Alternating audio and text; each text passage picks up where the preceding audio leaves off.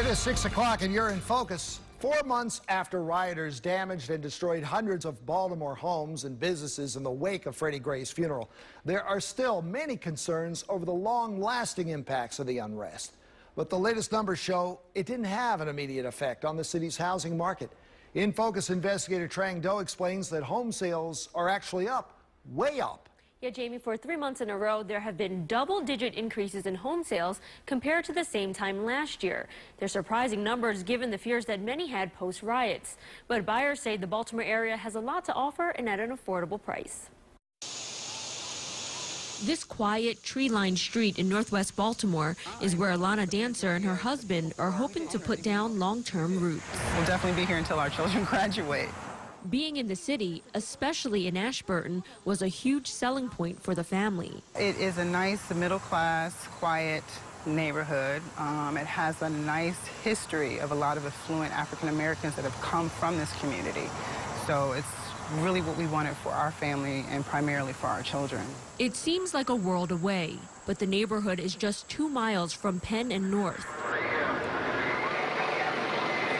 The epicenter of the unrest following Freddie Gray's death.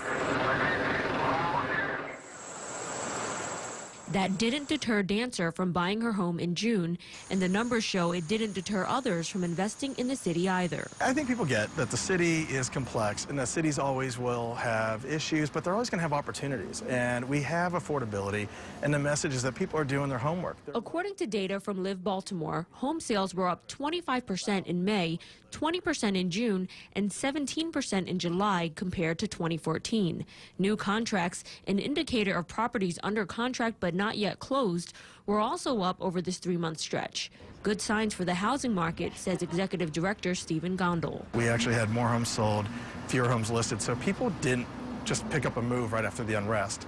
That people really were more committed to it, and I think for a lot of people, the data was showing that there are people who responded to saying that I want to be a part of the answer and the solution and the revitalization and the recovery. Gondel says the positive trends are happening across the city, from existing homes to new developments like Station East in East Baltimore. We're revitalizing a community, not just homes. Sales manager Julie Kolb says the development was not affected by the riots either. We didn't lose a single contract. We didn't, as a matter of fact, our sales have kept up. Located just a few blocks away from Johns Hopkins Hospital, Station East is rehabbing 49 vacant homes to buyers' specifications, adding community green spaces and making facade improvements to neighbors' homes. People stand behind us when I bring them down here and I show them the green space and the parks and, you know, how we're building a neighborhood, not just rehabbing houses. People get behind it and they get the concept.